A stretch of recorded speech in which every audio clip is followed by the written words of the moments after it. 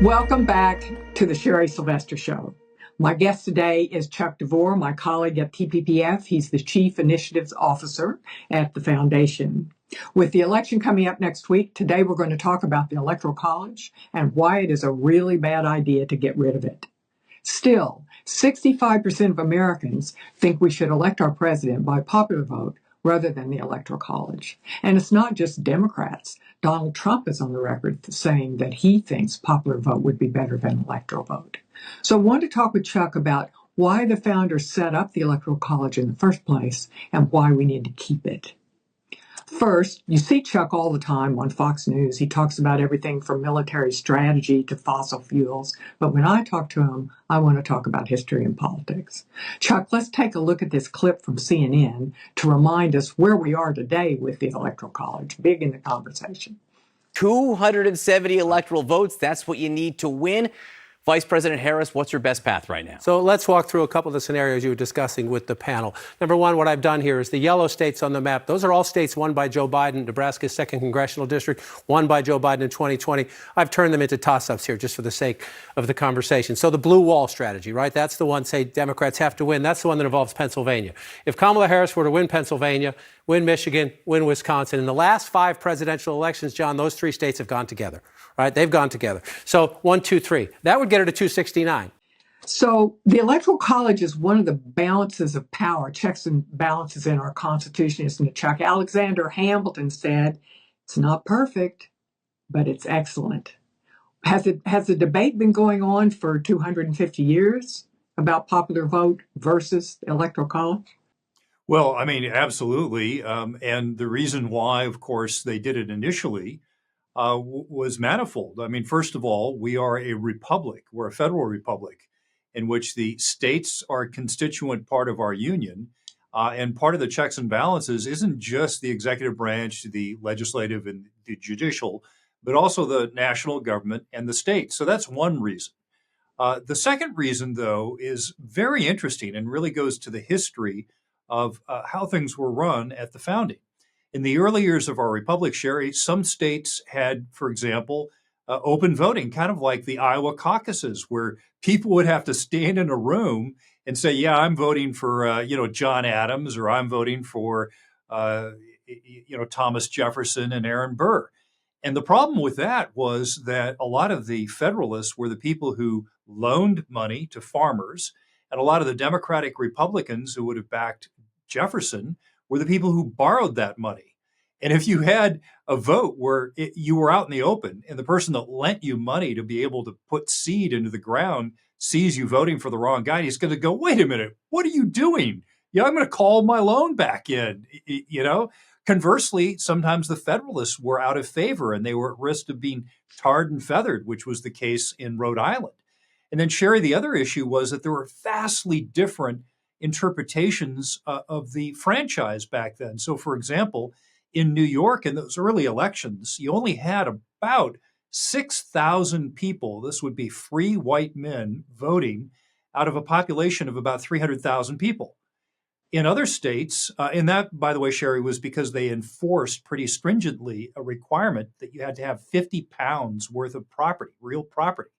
In other states, though, they allowed devalued and nearly worthless continental dollars to be worth the 50 pounds. And so virtually anyone had 50 pounds of these devalued paper currency. And so with these huge differences in the number of people who could participate, if you had a national popular vote, then states that pretty much let anyone vote would have a huge advantage over states that actually carefully guarded the franchise. And also, of course, famously, the slaves didn't get to vote. And there's vestiges of this still. When I was in New Jersey, the county commissioners are called freeholders. Right. Freeholders of land. So yes, it was definitely limited. And so the feeling was that this is where we got the idea of it's not one election. It's at that time 13 elections, now 50 elections that are held in each individual state. And we still have that, right? We still got very, California's letting everybody vote, and non-citizens can vote in D.C. and in some of the states in the Northeast. We believe you should have to show a voter ID to vote. Gallup just came out with some new numbers on that. 85% of Americans totally fine with voter ID. But the Electoral College has given us some of our greatest stories in history. So we've got the five guys so far who have become president by losing the popular vote. John Quincy Adams, Rutherford B. Hayes, Benjamin Harrison, Trump and Bush and Trump. So we've had, and though all those situations are really different, they're all kind of great stories. So Quincy Adams was in, and they had more people running, which is another advantage of having the Electoral College. In Texas, think about Bill Clinton when he was elected president in 92 the first time. 92 the first time. He won with 43% of the vote. Nixon won with the same 43% of the vote. There's some states, including Texas, that would require a runoff on that, you know. Right. Although certainly the U.S. system militates towards a two-party system, and I think that has served us pretty well. I think it's caused the parties to have to appeal to the broad center and prevented largely in our history the sort of fracturing that you often see in parliamentary democracies where you have parties that represent rather fringe interests. Right. The Democrats in our lifetime, when I first remember this argument becoming so real, was after the Bush election, which was, some people say, was a real splintering of the country, the beginning of the real polarization, and just the argument that because Gore had won the popular vote that he should win the election. But the best analogy that I've heard about it is it's as if you came to the end of the football game and one team had the leading score, but the other team came and said, but wait, we gained the most yards. Right, exactly. No, and I think it's very important to come back around. You mentioned California, and to compare today with the situation that confronted the founders back when the Constitution was drafted and ratified, in that you really had radically different mechanisms of voting and determining representation in the states. And so similarly with California, that has gone to virtually 100% mail-in balloting. It's probably going to be 96% of the ballots by mail this next election. And in California, not only is it the case that you can sign up to vote without providing a Social Security number, without providing a driver's license number, and under California law, the first time that you go vote in person, you have to show some form of ID. Now, that form of ID, Sherry, can be things like a photocopy of a utility bill. It could be things like your high school ID. It could be your gym membership ID. So it doesn't have to be a photographic ID. And oh, by the way, now that 96% of California ballots are going to be by mail, it may be the case that you sign up in California and you will never show any official your ID ever, and you'll be electing the franchise for years. That I think is rife for abuse. Right. And it's also the thinking, if we went to popular vote, one of the arguments is what we're seeing right now, the importance of the swing states.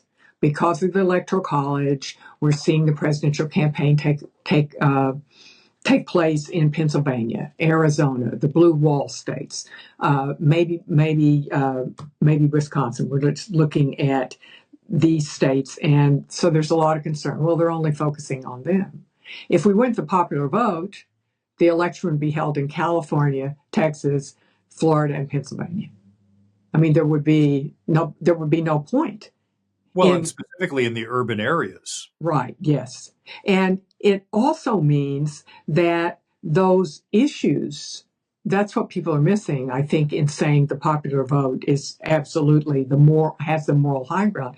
All of the issues of the entire country would be lost. It would just be urban issues where the population is concentrated. One of the things about Hillary Clinton, I mean, she won 3 million more votes than Trump.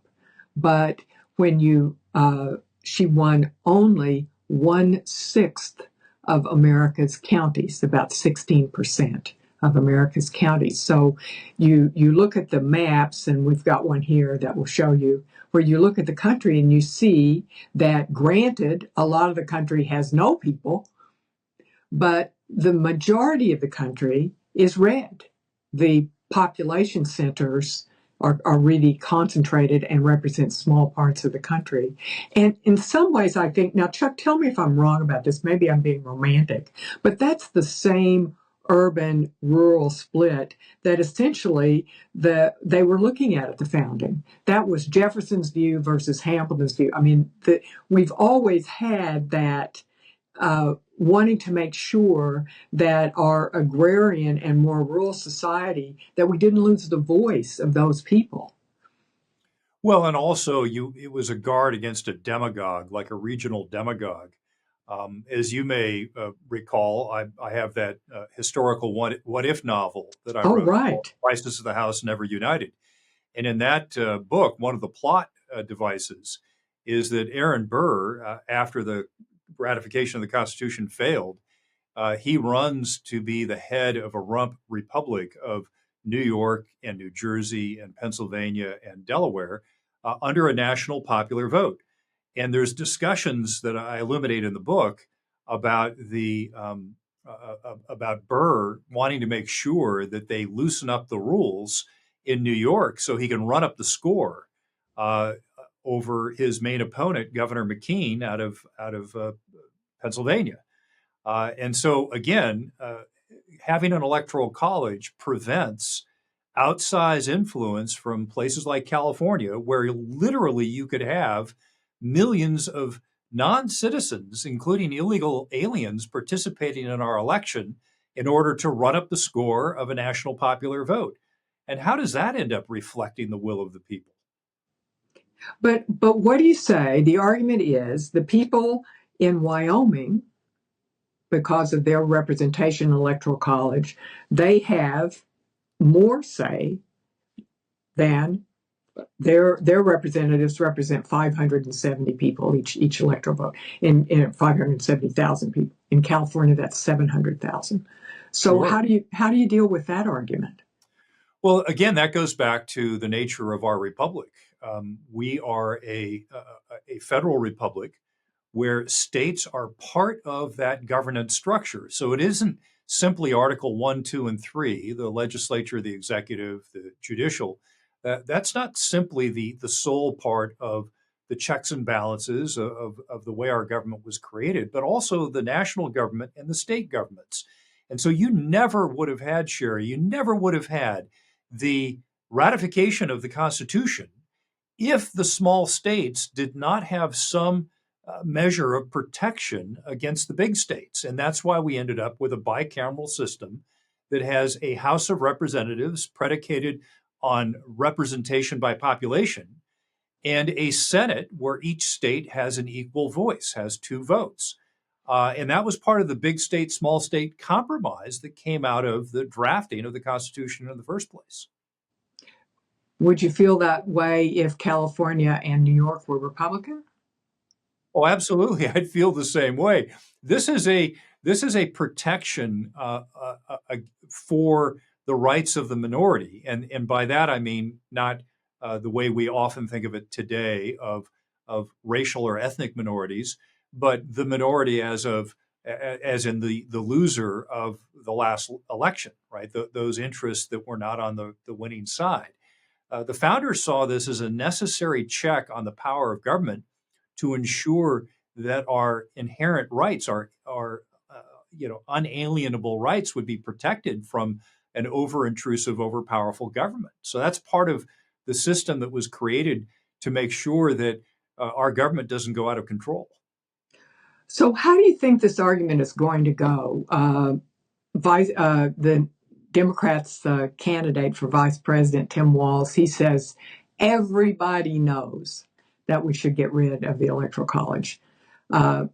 So I don't know who he knows. I know you. I don't know anybody who wants to get rid of it. But as I said, 65% of the people, how do you think this debate will be hashed out? Because people will go back, they'll look at the argument and say, well, this came out of the founders. Well, the founders were all slaveholders, so they don't know anything. How do we work this out and not goof up our what Hamilton called not perfect but excellent plan? Yeah. Well, I think two things. Number one, I think that there's a good likelihood that Donald J. Trump is going to win the national popular vote. I think You that's heard what. it here on the Sherry Yeah, Sylvester show. I think that's one of the reasons of why they did the big rally in Madison Square Garden. And of course, it's not just to bolster the chances of the New York House delegation remaining, keeping those additional Republican seats that came into play because of Lee Zeldin's strong run for governor 2 years ago, but also because, of course, Pennsylvania, uh, the media market for Pennsylvania is largely focused on New York, so it also helps in Pennsylvania. Setting those two tactical points aside, I think that what Trump was doing was playing to a national audience, trying to bolster the chances of winning the national popular vote, which he currently leads in the Real Clear Politics composite average of national polls. And so I think that as a practical matter, that argument will disappear the millisecond after the Democrats realized that they lost the national popular vote. But the second reason is the only way you can change it is by amending the Constitution. And that's tough. And I don't see small states that currently benefit from the arrangement ever agreeing to fritter away their power by going to a national popular vote. That's just not going to happen under the current Constitution. And lastly, I believe that this national popular vote compact, this idea of states agreeing to vote for a national popular vote, to pledge their electoral college votes to the winner of the national popular vote, no matter how the candidate performed in their own state. I see that as an unconstitutional way to essentially amend the Constitution without amending it. Of course, Sherry, if Trump wins the national popular vote, like I'm thinking he will, imagine how those people who have been promoting this interstate compact from New York and from California will feel if under that new rule, both of those states would have had to have pledged their electoral college votes to Trump. Thus likely making it an electoral college landslide. Mm-hmm. Interesting. Well, we'll see. We'll see what we come up with. I have been involved in every election, I think, for the last 35 years. I've never seen the terrain quite like it is now. But a lot of that is technical. The polling has changed, the campaigning has changed. But one of the things that really shouldn't change is the Electoral College. I always think it's important, and I don't know what your final thought on this is that the changes that have been made in the way that we conduct our elections, particularly with the changes in contribution laws that have changed dramatically over our time. Different changes have come in, mostly put in by Democrats who are trying to stop Republicans. Conservatives, it seems to me, win elections on the merits, on the strength of our arguments. And no matter what they do, I believe we'll continue to win on the strength of our arguments. Well, yeah, although I would say that you kind of left it dangling out there, which is the opposite, right? That the other side, the Democrats, tend to win on the mechanics of running an election, on getting out the vote, and in some cases doing so in ways that are not proper, as we've seen with the easily exploitable use of mail-in ballots, where you send people to people's homes and you pressure them into handing over their ballot, or allowing a stranger to fill out the ballot for them, or not having adequate signature verification on the return ballots. These are all basic blocking and tackling that often takes an enormous amount of manpower and labor to accomplish. But I'm expecting that the margin for Trump this time around will be, as the former and likely future president says, too big to rig. Well, we will definitely see how it goes. Chuck, thanks for coming downstairs and talking about the Electoral College. We've got now 7.5 days to go. Thank you all for joining us at the Sherry Sylvester Show. You can watch the podcast at Apple or Spotify or wherever you get your podcasts. You can sign up for my newsletter, Ninth in Congress, which gets you the weekly winners and losers, at TPPF's website, www.texaspolicy.com/9th in Congress.